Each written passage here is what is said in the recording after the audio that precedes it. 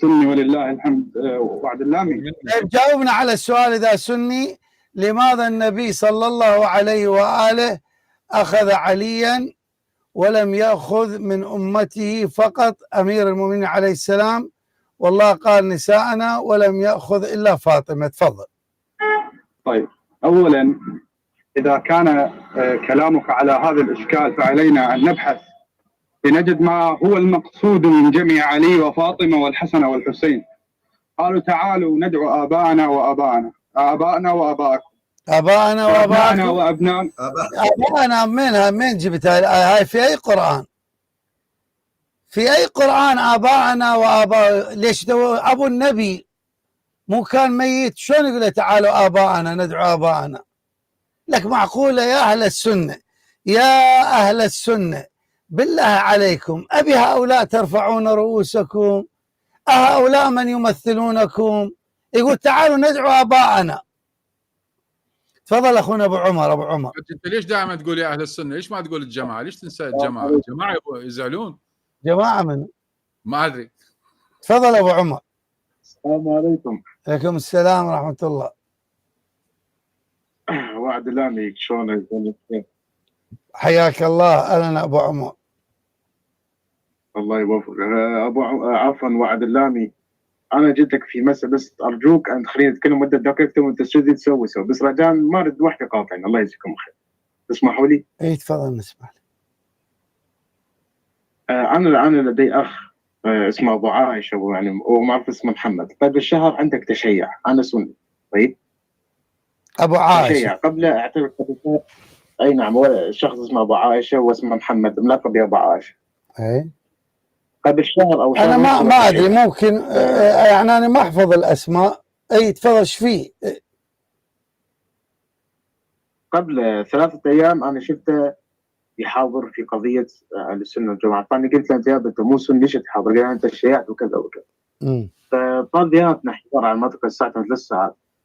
فهو يدري بي انا ابني مريض، الله يحفظ اولادكم ان شاء الله. الله يحفظ. فقلت له هسه انا ما دام الحسين الان يسمعك ويسمع نداك وعمة اهل البيت يسمعونك، خلي تفضل خلي يعالجوا ابني. قال لي روح، قال لي دير وجهك عن الشر على ناحيه كربلاء، قال لي ارفع يدك وتكلم بهذه الكلمات. اتكلم، قال لي يا الهي بحق الحسين، بحق سيد الشهداء كذا كذا. قال لي ان شاء الله باكر ابنك راح يطيب. فنمت الليله قسما بالله والله على ما اقول له شيء، بعافيته بعافيته. نمت انا، فجالي بالحلم شخص بالرؤيه قال ابنك سوف يشفى. فانا هنا قلت له انت من؟ قال انا سيد الشهداء، انا ابو عبد الله، انا قتيل كربلاء، انا عطشان اللي حاربوني من الماء لا كذا الى اخره. فانا جيت لك، انا جاي اقول لك يا وعد اللامي، هل الائمه سحره؟ يعني مو معقوله هذا الشيء، مو معقول. اتكلم معه، يعني دعيت عليه في الليل وفي الفجر وفي الصباح ياتيني هو، يعني معقول بانه يعني الحسين ساحر؟ يعني هذا الشيء يعني مو طبيعي، مو طبيعي. يعني سيدي يعني الله عندما انا دعوت الى الله اكثر من 3 4 سنوات ولم يستجيب الي الله، ولكن الحسين عندما دعوت الى الحسين في هذا الكلام في الليل، ولكن الصباح يعني شوف يا ولدي من هذا المرض. هل يعني من المعقول بان الحسين ساحر؟ تفضل يا اخوان. طيب انت الان يعني ابنك الله يشافيه ويعافيه الان شفي؟ اي نعم شفي. طيب الله تبارك وتعالى ما دام ابنك الان شفي، الله تبارك وتعالى مو قال سنريهم آياتنا في الآفاق وفي أنفسهم؟ نعم. طيب الآن الله أراك آية من آياته، لماذا لا تعلن التشيع وتشهد لا إله إلا الله محمد رسول الله وأن عليا ولي الله، والأمر في بيتك في ابنك وإحنا ما نعرفك؟ أنت أساسا كم مرة تتصل والآن اتصلت وأنا لا أعرفك ولا تعرفني، صح؟ أي والله نعم. طيب الآن لما الله أراك آية في بيتك، لماذا لا تعلن التشيع؟ لأنه الدليل كان أمامك والآن يعيش معك. أجاوبك أخ أستاذ وعد؟ تفضل. يعني أنا جاي أقول لك العجب، يعني ابني أنا مريض لمدة 3 4 سنوات، يعني انا دعوت الى الله مده هذه السنوات يعني كلها، يعني شيء يعني من العجب ان الله جل جلاله هو الذي يعطي الكرامات، وان من الحسن وعبد من عبيد الله. انا دعوت الى الله ولم يعطيني ولم يعطي، يعني دعوت الله كثيرا ولم يجب الى هذا الدعوه. ولكن انا في الليل دعوت للحسين بنيه ان انا استهزئ، يعني منقذ، اذا قلت اذا انت كنت فعلا تشافي المرضى فشافي ولد. الله أكبر. وفعلا اتاني في شوف يا ولدي قسما. ولكن عن هذا من العجب، العجب هذا استطاع يعني من العجب. دقيقة واحدة، أقل الدقيقة. طيب اي سيدنا، بس الان بما انه الدليل امامك، اقول يعني لماذا لا تتبع الدليل والله تبارك وتعالى اعطاك اماره وعلامه بل يقين؟ يعني هو مش حكوا لك حكايه، هو ابنك الان وامامك ابنك شوفيه. طب ماذا تريد ان يقدم لك او تقدم لك السماء ادله اكثر من البضعه منك؟ ابنك لحمك ودمك صار آية لك أمام الله، ماذا تريد أكثر من هذا حتى تعلن التشيع؟ أريد كما قال نبي الله لكي يطمئن قلبي. قال يا رب أرني كيف تحيي الموتى، قال ألم تؤمن؟ قال لا بل ليطمئن قلبي. الآن أراك هذا الأمر، وشفي ولدك بيوم واحد فقط، لأنه الإنسان، وأنت قلت أنني كنت أريد أن أسخر ولا أستهزئ، صح ولا لا؟ نعم. طيب شوف، رب العالمين صدقني أنا ما أعرفك، هذا الكلام أمام الله تبارك وتعالى حجة عليك، والفعل الذي حدث حجة عليك، والله تبارك وتعالى أقام الحجة عليك. فاستغل الفرص فإنها تمر مر السحاب. إياك أن تبات هذه الليلة وأنت جاحد لما أعطاك الله تبارك وتعالى. لو تركت هذا الأمر ولم تعلن فمعناه الله أنعم عليك بهذه النعم الملموسة بيدك وأنت جحدت هذه النعمة. عفوا سيدنا، تفضل. طيب أخونا العزيز، أرجو أن تنتبه لي. أنت عندك راسب بل رواسب فكرية أن التوسل بشخص إلى الله تبارك وتعالى يعتبر مصداق من مصادق الشرك. لذلك هذه المعلومة المزروعة في دماغك تحول بينك وبين هذه المسألة.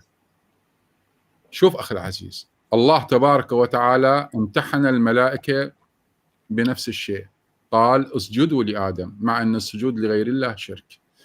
واضح؟ سجدوا كلهم أجمعين إلا إبليس. حينما لم يسجد انتبه أخي، لعنه وطرده.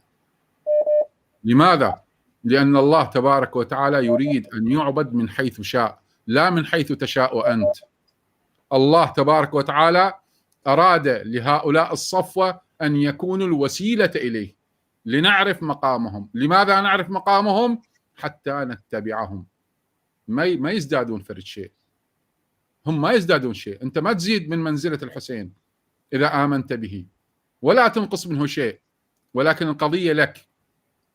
فاحذر أن يكون مصيرك نفس المصير. الله تبارك وتعالى لو أراد يكفي فقط أنه تجلس صباحا تجي تلقى ابنك مشافى، هذه تكفي عبرة. أنت 4 سنوات تدعو ماكو، توجهت إلى الله تبارك وتعالى بالحسين. الحسين ما يملك لنفسه ضرا ولا نفعا إلا بإذن الله من الله تبارك وتعالى. العطاء للحسين من الله، هذا ما نعتقد به نحن. طيب يكفي أنه تجد ابنك مشافى، لكن الله تبارك وتعالى أراد أن يؤكد الأمر لك، فأراك هذه الرؤيا، وبعد أن أراك الرؤيا شافى ولدك، فصارت الحجة عليك مضاعفة. ويكفي الأمر لك الآن، الأمر لك. لا تكون من الذين جحدوا بها واستيقنتها أنفسهم. الله يبارك فيك ويوفقك إن شاء الله. طيب احنا نشكرك على الاتصال. إذا أردت أن تعلنها صرخة مدوية وتقول لرب العالمين يا ربي أعطيت، وهذا جزاء وهذا شكري لما أعطيت، هذا هو ولائي لمحمد وآل محمد الطيبين الطاهرين، أعلنها وأشهد أن لا إله إلا الله وأن محمد رسول الله وأن عليا ولي الله وأبرأ إلى الله من أعداء محمد وآل محمد. ما في الشهادة التي ندعو لها نحن في البرنامج ما فيها شيء، أبرأ إلى الله من أعداء محمد وآل محمد. فاللي يعادي محمد وآل محمد ونقول اللهم لا تفرق بيني وبين محمد وآل محمد طرفة عين، ما فيها الشيء هذه. لكن يقولها الإنسان على يقين وقلبه متيقن من هذه الكلمات أنه يوالي عليا ويبرأ إلى الله من أعداء علي عليه السلام، ويجب أن يقولها وهو يعتقد أن عليا هو الإمام الحق المفترض الطاعة. فالأمر لك، ولكن على أي حال احنا نسأل الله العلي العظيم أن يرحم والديك، وأن يحفظ لك أولادك، وأن يحفظ أم عيالك، وأسأل الله العلي العظيم أن يجعل الخير من بين يديك ومن خلفك ومن أمامك، وأسأل الله أن يبارك لك في أولادك، وأن لا يفرق حتى لو لم تعلن التشيع. أسأل الله أن لا يفرق بينك وبين الحسين عليه السلام طرفة عين. وهنيئا. السلام عليكم حاج. عليكم السلام. شلونك؟ ممكن أشارك في هذا الموضوع بعد إذنك؟ حيا الله أخت عليا، بس إذا بعد إذنك بس أشوف الأخ الآن. فأخونا أنا أبو عمر أشكرك والله يرحم والديك. إذا ما كنت مستعد نفسيا وعقديا أن تعلنها صرخة مدوية وصوت للحسين عليه السلام، لبيك يا رب العالمين، أعطيت وأنا أستجيب، فالأمر لك، وأسأل الله أن يغفر لنا ولك ورحمة الله على والديك. لا أنا من هذا المعجزة التي حدثت.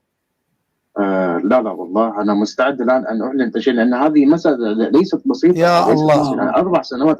يا الله، صلوا على محمد وآل محمد. حج نينوى الآن الآخ قذف الله في قلبه إعلان التشيع. صلوا على محمد وآل محمد. اللهم صل على محمد وآل محمد. محمد وآل محمد. اللهم صل على محمد وآل إخواني. كل هذا متفق عليه، كلها تبركات. كل هذا فبرك. عند الله تجتمع الخصوم يا محمود، عند الله تجتمع الخصوم. لحظة الناس بعيد طبعا. لحظة كل هذه فبركات. لحظة يا أخ محمود، لحظة. أخونا أبو عمر، أبو عمر لحظة. أبو عمر الآن هم يقولون أنني اتفقت معك وأنك والعياذ بالله معناها كاذب فيما تقول. شوف هذه أول خطوة كذبوك. أنا أناشدك الله تبارك وتعالى، أستحلفك برب العزة والجلال، وأنا ما محتاج هذا الأمر. هل أنا أعرفك؟ هل كان بيني وبينك اتصال؟ هل أنا نسقت معك أمام الله؟ أريدك أن تشهد أمام رب العالمين. قسما بالله وقسما بكل ما خلق، قسما بروح ابني ان شاء الله، اذا كل كلمه اللي انت قلتها ان شاء الله اذا طلعت كذب قسما يكون ياخذ روح ابني، يكون ما يظل عايش هذا وروحه ليدي. لا عنده طول كل كلمه قلتها امامك يا استاذ وعد والله العظيم لم اكذب بها بحرف واحد، قسما بالله جل جلاله، قسما بمخلوق، قسما بانبيائه جميعا. طيب الآن حاج نينوى سمعنا صلوات، خل ما نلتفت إلى الأصوات الأخرى، سمعنا صلوات على محمد وآل محمد. أفلح من صلى على محمد وآل محمد. اللهم صل على محمد اللهم صل على محمد وآل محمد. أقول اللهم تقبل هذا القليل من العطاء يا أرحم الراحمين، اللهم سجلها لنا يوم نلقاك يا رب العالمين. اللهم إنك تعلم بخائنة الأعين وما تخفي الصدور، وتعلم أننا صادقون يا رب العالمين أمام هؤلاء الأخوة. وهذا عبدك الأخ أبو عمر جاء ليعلنها صرخة مدوية أنه يوالي نبيك محمد وآل محمد الطيبين الطاهرين المعصومين. فيا ربي بحق محمد تقبله وعائلته الكريمة وأولاد بأحسن القبول. اللهم لا تفرق بينه وبين أمير المؤمنين عليه السلام وأولاد أمير المؤمنين طرفة عين. والآن نستقبل السيد ميثم حتى يلقن الأخ الشهادات ببركة محمد وآل محمد. تفضل سيدنا الحبيب بالصلاة على محمد وآله المعصومين. اللهم صل على محمد وآل محمد الطيبين الطاهرين. أنا حقيقة الأخ يتكلم وأنا ذهبت إلى مكان آخر متفكرا بقول المولى أبي عبد الله الحسين حينما يقول: شوف إخواني، هذه الجموع الحاج وعد الشيخ أحمد والموجودين على الساحة والذين من قبلنا والذين يأتون من بعدنا في جهة، والإمام الحسين عليه السلام في جهة، هؤلاء يدعون وذلك كان يدعو. لذلك يقول معنى قوله: من لحق بنا استشهد ومن تخلف عنا لم يدرك الفتح. ففتح الحسين عليه السلام أعظم، سفينة الحسين أسرع، سفينة الحسين أوسع، باب النجاة صلوات الله عليه. أين الثرى من الثريا؟ كل هذا الذي تسمعونه، كل ما ألف، كل من دافع في جهة والحسين عليه السلام في جهة، هذا فتح الحسين عليه السلام الذي لا يدانيه أحد. سلام طيب الله. العزيز عمر، الله يبارك فيك ويحفظك ويوفقك إن شاء الله، ويحفظ ابنك ويجعله قرة عين لك في الدنيا والآخرة. يا الله يا الله. ردد معي، قل معي: أشهد أن لا إله إلا الله وحده لا شريك له. أشهد أن لا إله إلا الله. نعم. وأشهد أن محمدا عبده ورسوله. وأشهد أن محمدا عبده ورسوله. يا الله. وأشهد أن عليا وفاطمة. وأشهد أن عليا وفاطمة وأبناءهما المعصومين بالحق حجج الله. وأبنائهم المعصومين حجج الله. يا الله. أتولاهم وأبرأ إلى الله من أعدائهم. إي والله. وأبرأوا إلى الله من أعدائه. اللهم لا تفرق بيني وبينهم. يا الله. اللهم لا تفرق بيني وبينهم طرفة عين في الدنيا ولا في الآخرة. طرفة عين لا في الدنيا ولا في الآخرة. بفضلك وببركة الصلاة على محمد وآل محمد.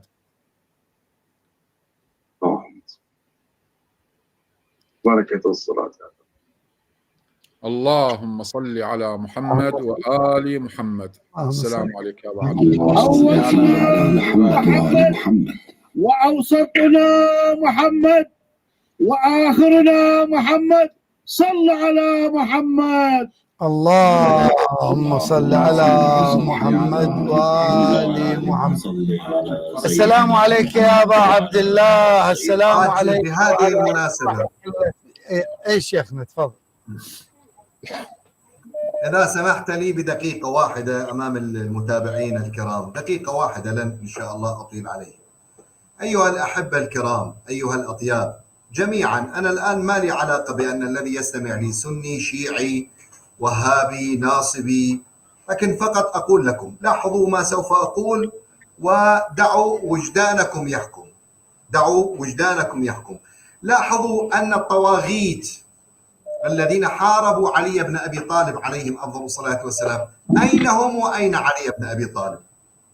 من كل بني هاشم لم يحارب إلا علي بن أبي طالب، مع أن بني هاشم كثر، لكن لم يحارب علي بن أبي طالب إلا علي بن أبي طالب. استشهد المولى أمير المؤمنين سلام الله عليه، لاحظوا لم يحارب أحد من بني هاشم إلا الحسن عليه أفضل الصلاة والسلام. هل انتهى الأمر عند ذلك؟ لا. استشهد المولى الإمام الحسن عليه أفضل الصلاة والسلام، توجهت الأنظار للحسين عليه أفضل الصلاة والسلام. لاحظوا بنو هاشم كثر، أولاد علي بن أبي طالب موجودين، أولاد الحسن موجودين، أخوة الحسن والحسين موجودين، لكن لم يبرز إلا الحسين ولم يقاتل إلا الحسين عليه أفضل الصلاة والسلام. استشهد المولى الحسين عليه أفضل الصلاة والسلام. من كان بصدارة الموقف؟ من الذي كانت له الأعين؟ علي بن الحسين عليه أفضل الصلاة والسلام. بنو هاشم كثر، آل أبي طالب كثر، أولاد علي بن أبي طالب كثر، الحسنيون كثر. لماذا علي بن الحسين وما أدراك ما علي بن الحسين؟ استشهد علي بن الحسين عليه أفضل الصلاة والسلام. جيد. مباشرة توجهت الأنظار إلى محمد الباقر عليه أفضل الصلاة والسلام. مع كثرة الهاشميين وكثرة الحسنيين وكثرة آل أبي طالب لم يكن هناك إلا الباقر، وما أدراك ما الباقر عليه أفضل الصلاة والسلام. استشهد المولى الباقر، والباقر عنده أولاد كثر عليه أفضل الصلاة والسلام. لم يكن هناك نظر إلا إلى الصادق، وما أدراك ما الصادق عليه أفضل الصلاة والسلام. حتى أن بنو العباس لم يتخذوا عدوا كما اتخذوا الصادق عليه أفضل الصلاة والسلام. استشهد المولى الصادق عليه أفضل الصلاة والسلام. هل انتهى الأمر؟ لا عزيزي. جاءوا بالإمام الكاظم إلى بغداد. سؤال: إذا كان هؤلاء الطغاة هؤلاء المتكبرون لا يعترفون بإمامة الكاظم، من جاء بالكاظم إلى بغداد؟ هل هو جاء بنفسه؟ هل هو سجن بنفسه؟ سجن نفسه بنفسه؟ هل هو استشهد بالسم لنفسه؟ لاحظوا طواغيتكم كبراءكم عظماءكم من تقولون أنهم خلفاء كانوا يعترفون بإمامة إمام الكاظم عليه أفضل الصلاة والسلام، وجاءوا بالكاظم مع أنه أولاد الصادق كثر، أولاد الباقر كثر، الحسنيون كثر، الهاشميون كثر، آل أبي طالب كثر، لكن لم يكن لهارون إلا أن ينظر إلى الكاظم عليه أفضل الصلاة والسلام ويأتي به إلى بغداد مع أنه من أبناء المدينة. استشهد المولى الكاظم عليه أفضل الصلاة والسلام، والكاظم عنده أولاد كثر. من جاء بعلي بن موسى الرضا ثم أشخصه إلى طوس، إلى مشهد، إلى خراسان؟ جيد. أين الحسنيون؟ أين باقي الحسينيون؟ أين آل أبي طالب؟ أين الهاشميون؟ لماذا أن مأمونكم خليفتكم زعيمكم ملككم لم يأتي إلا بعلي بن موسى الرضا عليه أفضل الصلاة والسلام؟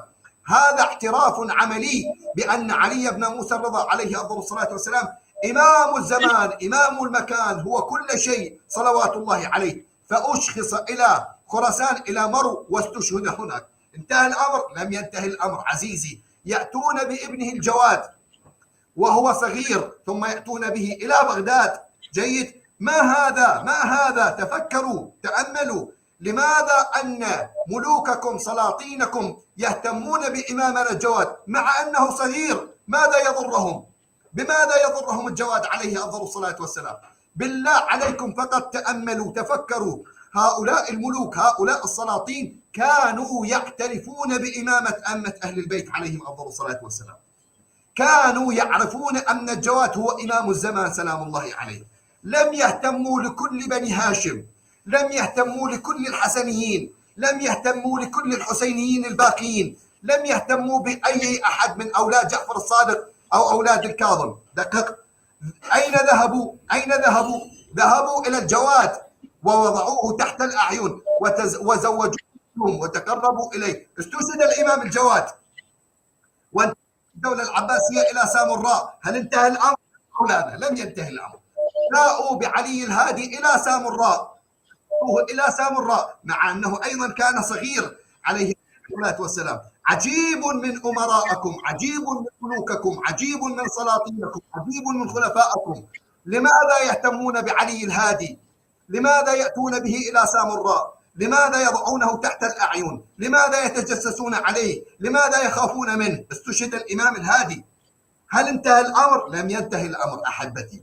جاءوا بالإمام الحسن عليه أفضل الصلاة والسلام، وكان له ما كان لآبائه عليهم أفضل الصلاة والسلام، وصولا إلى القائم عليه الصلاة والسلام الإمام الثاني عشر صلوات الله عليه.